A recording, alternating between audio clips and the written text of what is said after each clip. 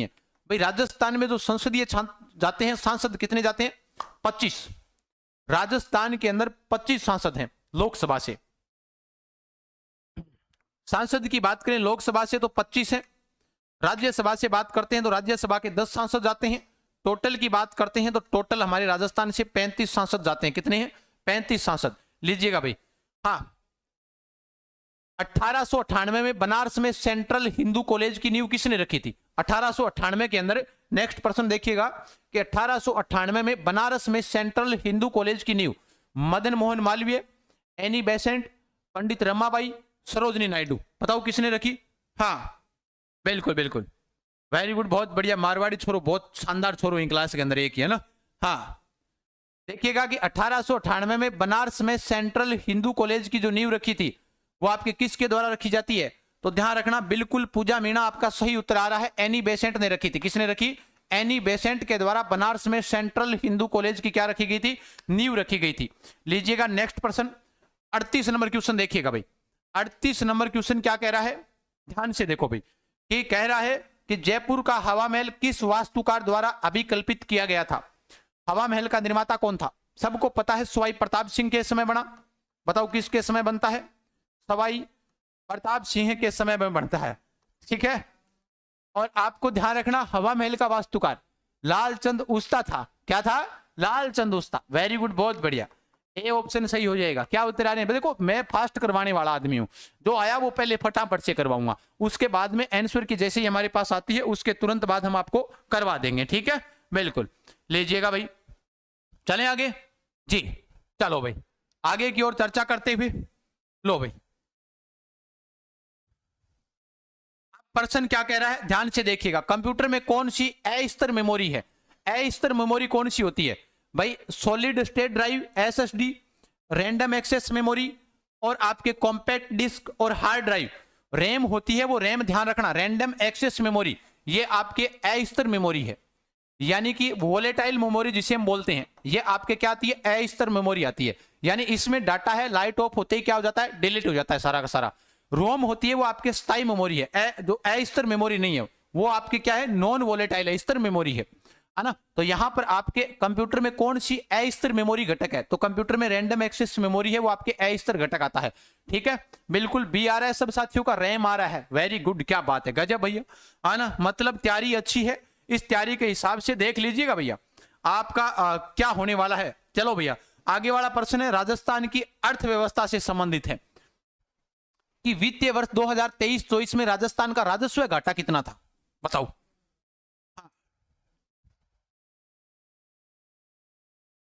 बिल्कुल बिल्कुल सर, सारे सवाल सर सारे सरल सवाल पूछेंगे तो इनके पूछ के लिए हम कैसे पूछेंगे पता नहीं। अरे कोई बात नहीं, ऐसा ही आएगा सबका, है ना, ऐसे डरने की आवश्यकता नहीं है भाई। 2023-24 में राजस्थान का जो राजस्व घाटा था वो कितना था? 32,500 करोड़, 38,955 करोड़, 35,000 करोड़, है ना। बिल्कुल, हाँ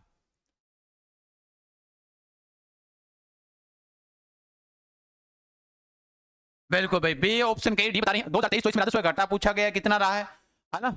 बिल्कुल, कितना दिखा रहा है डाटा? देखो आंकड़े ये निकालने पड़ेंगे। हाँ सही, देखो दोबारा से देख लो, कोई बात नहीं, तब तक आगे वाला प्रश्न करवा देता हूं मैं, है ना। हाँ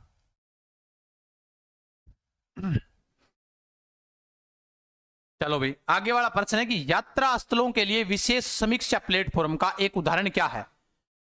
अमेजोन, गूगल, ट्रिप एडवाइजर और येलप।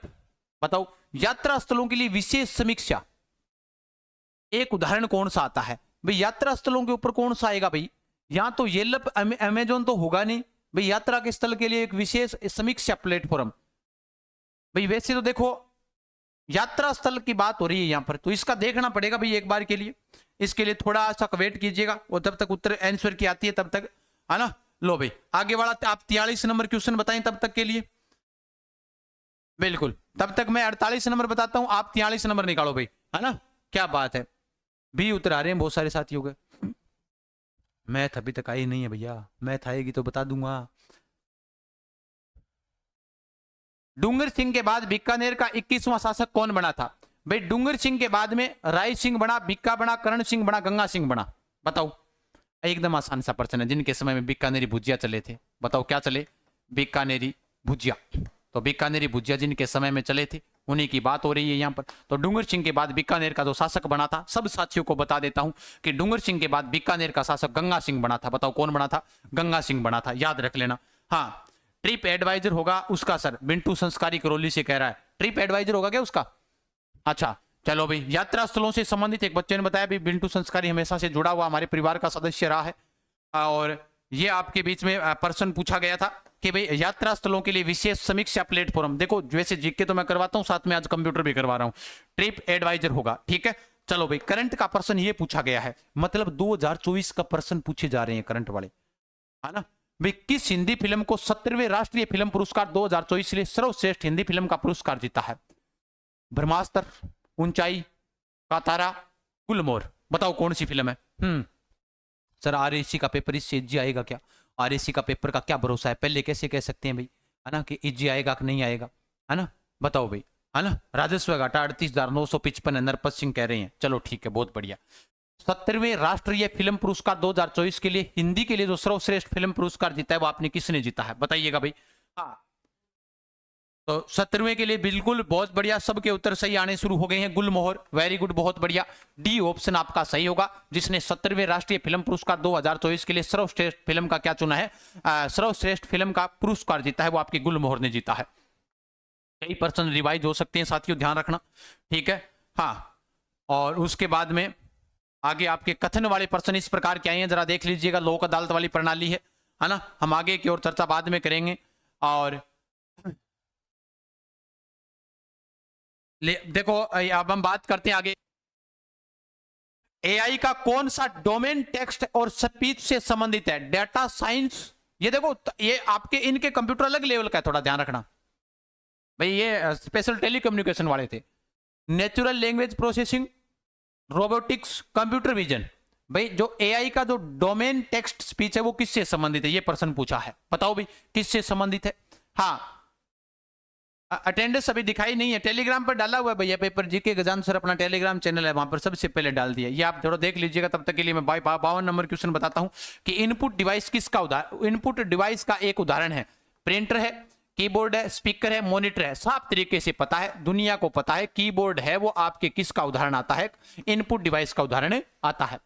ये आपके स्पीकर, मॉनिटर ये आपके आउटपुट है, प्रिंटर आपका आउटपुट का उदाहरण माना जाता है, आपके कीबोर्ड इनपुट डिवाइस का उदाहरण है। एकदम आसान सा प्रश्न है, ठीक है, जल्दबाजी तो नहीं कर रही, आराम से हो रहे हैं सारे प्रश्न, कोई दिक्कत नहीं है। आओ आगे की ओर चर्चा करते हैं, चलो भाई। हाँ देखो, अर्थव्यवस्था ज्यादा पूछी गई है भैया, ध्यान रखना, यहां पर इकोनॉमिक्स पूछी गई है, आंकड़े पूछे गए हैं कि भाई 2024-25 के लिए स्तर मूल्यों पर राजस्थान का अनुमानित प्रति व्यक्ति आय क्या है। बताओ भाई, प्रति व्यक्ति आय क्या है 2024-25 के अंदर?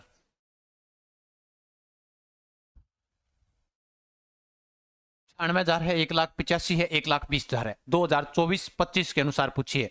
हाँ बिल्कुल, तो ध्यान रखना 2024-25 के अनुसार स्थिर मूल्यों पर राजस्थान की अनुमानित प्रति व्यक्ति जो आय आती है वो 1,85,000 है। कितनी है? 1,85,053 है। बताओ कितनी है? 1,85,053 आती है, ध्यान रखना भैया, इंपॉर्टेंट प्रश्न है, ठीक है। आगे की ओर चर्चा करते हैं, नेक्स्ट प्रश्न आपके बीच में क्या कह रहा है ना। हाँ चलो भाई, ये आप 57 नंबर क्वेश्चन बताइएगा भाई, 57 नंबर क्वेश्चन क्या कह रहा है कि 2024 में गोल्डमैन पर्यावरण पुरस्कार किसे दिया गया, बताओ।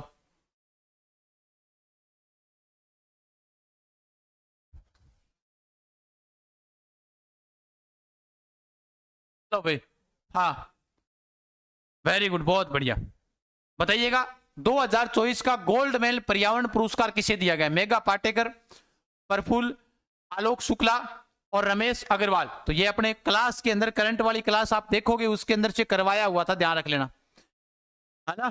करंट अफेयर्स के अंदर आपके ये प्रश्न करवाया हुआ था, आलोक शुक्ला, ठीक है। तो 2024 का गोल्डमैन जो पर्यावरण पुरस्कार मिला था वो आपके आलोक शुक्ला को मिला था। करंट वाली क्लास से देख लेना, ये प्रश्न आपको मिलेगा वहां पर, ठीक है सर। आगे की ओर चर्चा करते हुए, चलो भाई, अब आपसे प्रश्न पूछा है कि राजस्थान के किस किले की दीवार विश्व की दूसरी सबसे लंबी सतत दीवार मानी जाती है? तो आप सबको पता होगा, चीन की दीवार विश्व की पहली दीवार मानी जाती है। दूसरी दीवार की यहां पर बात हो रही है तो आपका कौन सा किला होगा? कुंभलगढ़ का किला होगा। बताओ कौन सा किला होगा? कुंभलगढ़ का किला। 36 किलोमीटर लंबी दीवार है। बताओ कितने किलोमीटर है? 36 किलोमीटर लंबी दीवार आती है कुंभलगढ़ की किले की। ठीक है, चले आगे। नेक्स्ट प्रश्न आपका क्या कह रहा है, लीजिएगा भैया। ये आई है मैथ की रीजनिंग का प्रश्न है। 122 फिर 62 फिर 32 फिर 9.5 5.7, इसमें आपको क्रम पूछा गया बीच वाला। ठीक है, तो आपको ये बताना है, आपको ये आप निकाल लीजिएगा। मैं एक बार के लिए आगे की ओर चलता हूं, रीजनिंग में एक बार टाइम लगता है, इसलिए हम आगे की ओर चर्चा करते हैं। 61 नंबर क्वेश्चन क्या कह रहा है?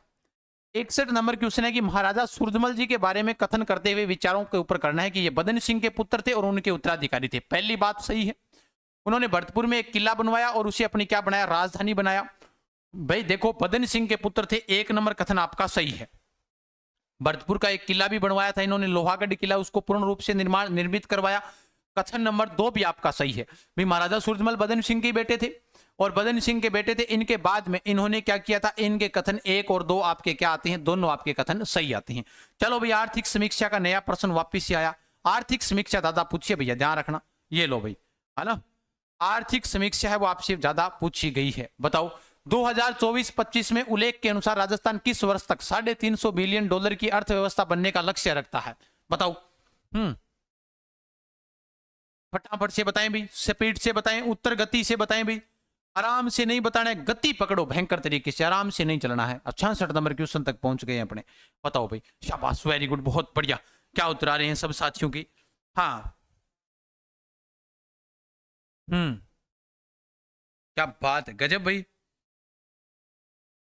2027, 29, 25 कब तक बन जाएगा राजस्थान? बताओ।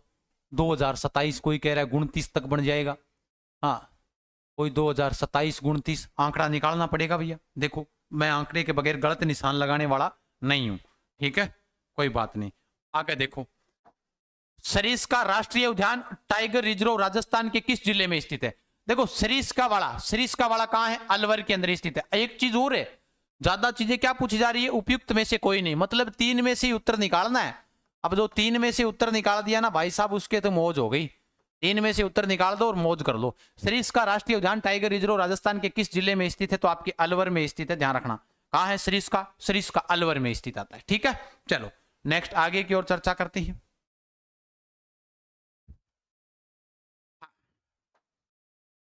राजस्थान का कुल भौगोलिक क्षेत्र कितना है? उस क्षेत्रफल के हिसाब से भारत का सबसे बड़ा राज्य बनाता है।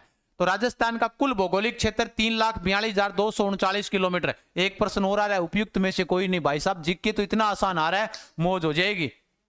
हाँ देखो भाई, राजस्थान का कुल भौगोलिक क्षेत्र कितना है? तो 3,42,239 वर्ग किलोमीटर है। अब कल पूछेगा पहली पारी में कि राजस्थान भारत का कितना है, तो लिख देना 10.41%।